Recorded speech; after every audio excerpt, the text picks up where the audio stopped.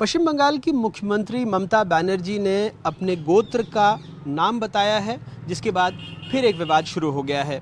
उन्होंने बताया कि जब वो मंदिरों में गई और उनसे उनका गोत्र पूछा गया तो उन्होंने कहा माँ, माटी और मानुष, लेकिन फिर बोलते बोलते ये जिक्र भी कर गई कि वैसे उनका गोत्र शांडिल्य है।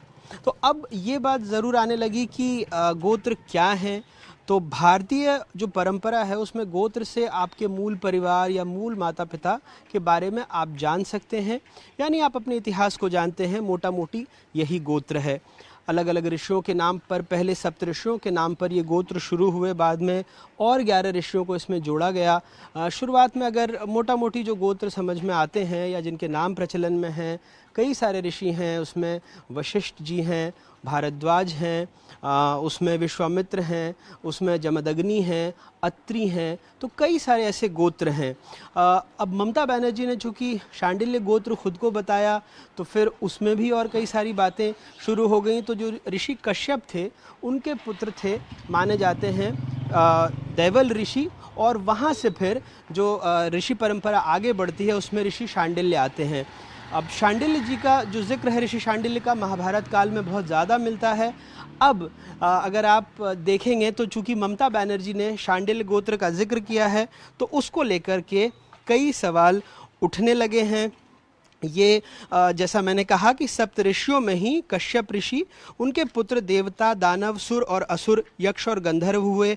जो प्रथम 12 पुत्र थे वो आदित्य कहलाए क्योंकि वो उनकी पत्नी अदिति के पुत्र थे, और उसके बाद जो उनकी पत्नी द्विति थी उनके पुत्रों को आप असुर के नाम से या दैत्य के नाम से उन्हें जाना गया। तो शांडिल्य जो ऋषि हैं उनका ऋषि परंपरा में बहुत ऊंचा स्थान है, और जो उनके गोत्र को बारीकी से देखें तो उनके वंश परंपरा में जैसे मैंने कहा कि 12 पुत्र बताए जाते हैं। मान्यता ये है कि ये सरयू पारण ब्राह्मण हैं। इनके गोत्र भी शांडिल्य त्रिप्रवर हैं। इसमें घरानों का प्रचलन है, जिसमें राम घराना, कृष्ण घराना, नाद घराना, मणि घराना है। और शांडिल्य गोत्र के 2 भेद हैं, श्रीमुख शांडिल्य और गर्दमुख शांडिल्य। दोनों के ही 3 प्रवर भी होते हैं। श्रीमुख के शांडिल्य, असित और कश्यप, गर्दमुख के 3 प्रवर शांडिल्य, असित और देवल हैं।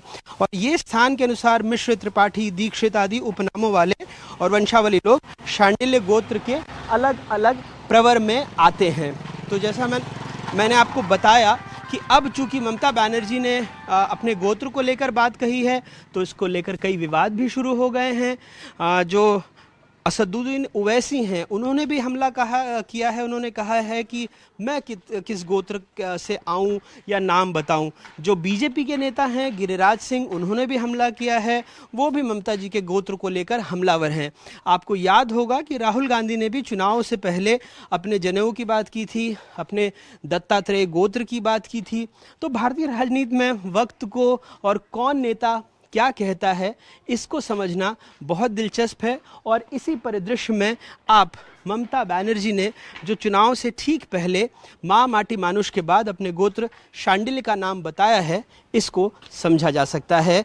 क्योंकि ये जो सीटें हैं इनमें से कई ऐसी सीटें हैं जो भद्र लोग, यानी जो बिल्कुल एक तरह से एक परंपरा का निर्वहन करते हैं, और ख़ास करके नंदीग्राम की सीट जहां वो फंसी हुई हैं या जहां उनका मुकाबला बहुत कड़ा है, उसमें बार बार बीजेपी ने ममता बेगम और वो कलमा पढ़ती हैं ऐसा कर कर हिंदू वोटों के ध्रुवीकरण की कोशिश की है। क्योंकि मुस्लिम वोट भी वहां पर 30% हैं, तो उनको ऐसा लगता है कि ये वोट तो ममता बनर्जी के पक्ष में ही जाएंगे, लेकिन अगर हिंदू वोट भी उनको मिल गए तो इससे उनकी राह आसान हो जाएगी।